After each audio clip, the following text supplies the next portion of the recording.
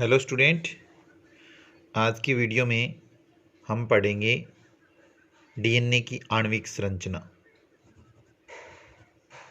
Molecular structure of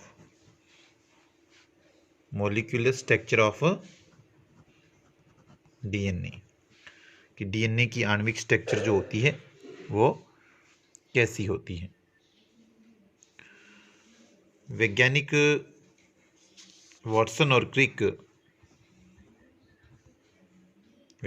Watson and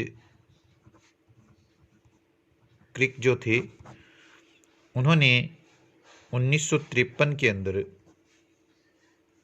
DNA की जो structure है उसका अध्ययन किया। इसके बाद विल्किंस व इनके साथियों ने डीएनए की एक्स-रे क्रिस्टलोग्राफी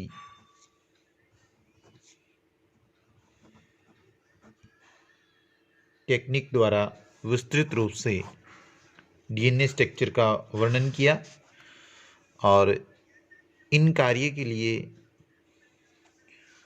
वाटसन, क्रिक और विल्किंसन को तीनों को 1962 के अंदर नोबेल प्राइज दिया गया।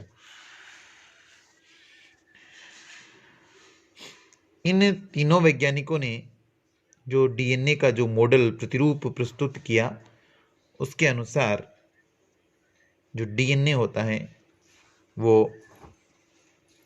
एक तो इन्होंने ये बताया कि डीएनए जो है वो डबल हेलिकल स्ट्रक्चर है। डीएनए डबल हेलिकल स्ट्रक्चर है और इसमें पॉली न्यूक्लियोटाइड्स जो हैं, पॉली न्यूक्लियोटाइड्स की दो श्रृंखलाएं हैं। पॉली न्यूक्लियोटाइड्स की जो दो श्रृंखलाएं हैं, दो सीरीज हैं, और ये दोनों सीरीज जो हैं इन्होंने कहा कि हाइड्रोजन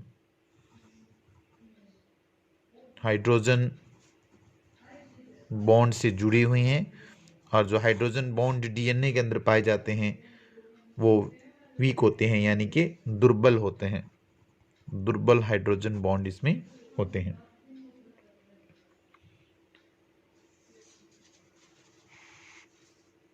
इसके अंदर इन्होंने बताया कि डीएनए की स्ट्रक्चर के अंदर बेस पेयर पाए जाते हैं, यानी कि क्षार के जोड़े पाए जाते हैं, जिसमें से जो क्षार का जोड़ा होगा उसमें एक तो होगा प्यूराइन और दूसरा होगा पीरिमिडीन। जैसे मान लो प्यूरिन की बात करें तो एडेनिन और ग्वानिन होता है, और इसमें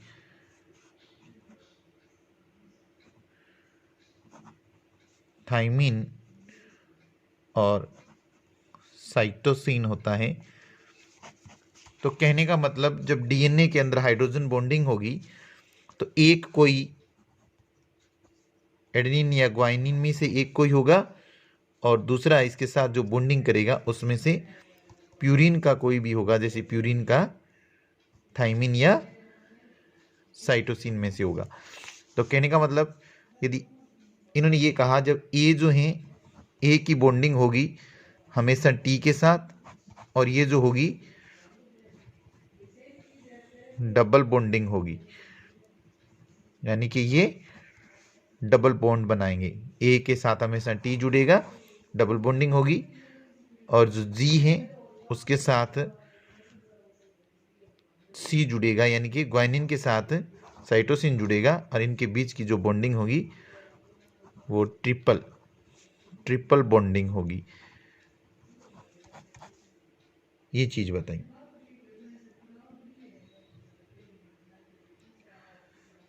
इसके अलावा यदि हम इसकी डीएनए अणु के एक भाग की हम केमिकल यदि स्ट्रक्चर की बात करें तो जैसे हमने पहले बताया था कि जैसे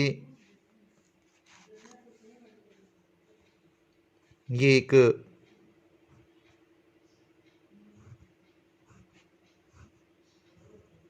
शुगर एस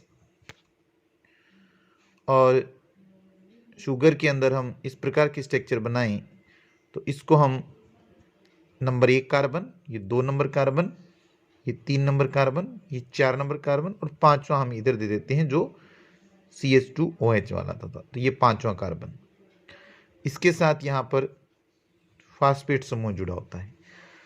फिर इसके बाद फिर यहाँ पर शुगर फिर जुड़ी हुई होगी, यहाँ पर शुगर, ये पहला कार्बन यहाँ, दूसरा, तीसरा, चौथा और फिर यहाँ 5वां कार्बन है। 5वें कार्बन के साथ मान लीजिए P वाला 5वां कार्बन और यहाँ पर फास्फेट समूह फिर जुड़ा हुआ होगा। फिर फास्फेट समूह फिर आगे नेक्स्ट तीसरे से, फिर चौथा यहाँ O, ऐसे ये पहला, दूसरा, तीसरा, चौथा और 5वां फिर यहाँ P जुड़ा हुआ होगा। ये जो S हैं इस प्रकार संरचना बनाएंगे। और यहाँ पर जैसे मान लीजिए कि ग्वानिन जुड़ा हुआ है इससे, तो हमेशा प्रथम कार्बन से नाइट्रोजनी क्षारक जुड़ेगा। जैसे यहाँ C जुड़ गया, यहाँ जैसे मान लीजिए T जुड़ गया।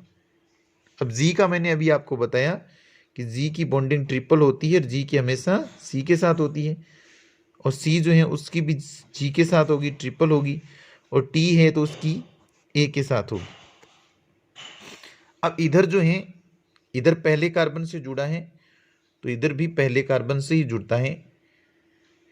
पहले कार्बन से जुड़ा, दूसरा कार्बन, तीसरा कार्बन और तीसरे कार्बन से चौथा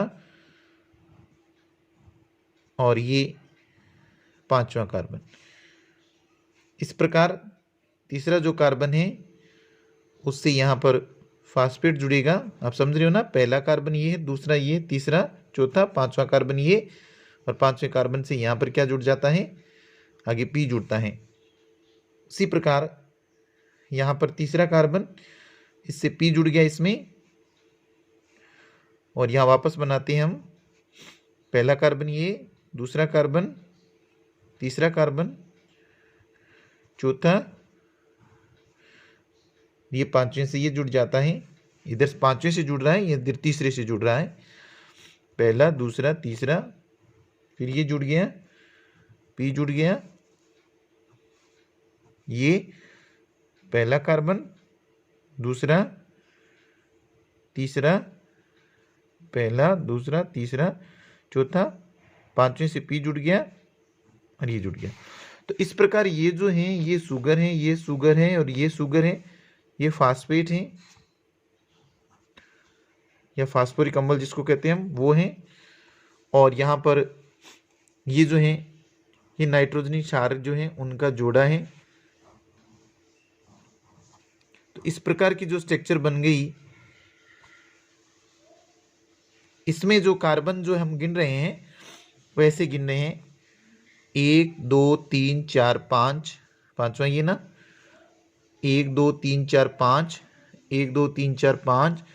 तो ये जो 3n2 5n है, 3n2 5n, और इधर हम देख रहे हैं 1 2 3 4 5, ये 3n हो गया, 1 2 3 4 5, 5वां ये 1 2 3 4 5, यानी ऐसे जा रहे हैं 1 2 3 4 5, 1 2 3 4 5, तो 5 इधर आ रहा है तो 5n, तो 3n2 5n, एक तो 3n2 5n इधर हो रही है और एक जो 3n2 5n इधर हो रही है, एक दूसरे के पैरेलल है ना, ये एंटी पैरेलल है। तो इस प्रकार की ये जो स्ट्रक्चर बनती है ये होती है डीएनए की हम कह सकते हैं इसकी केमिकल स्ट्रक्चर।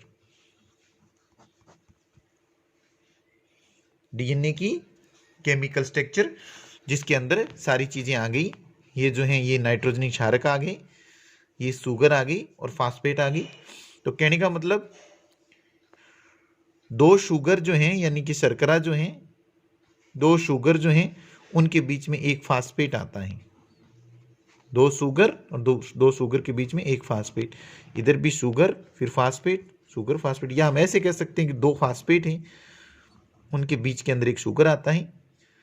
और इस प्रकार ये डीएनए की जो हम केमिकल कंपोजिशन की बात करें तो डीएनए इस प्रकार से केमिकल से, इन केमिकल से ये बना होता है।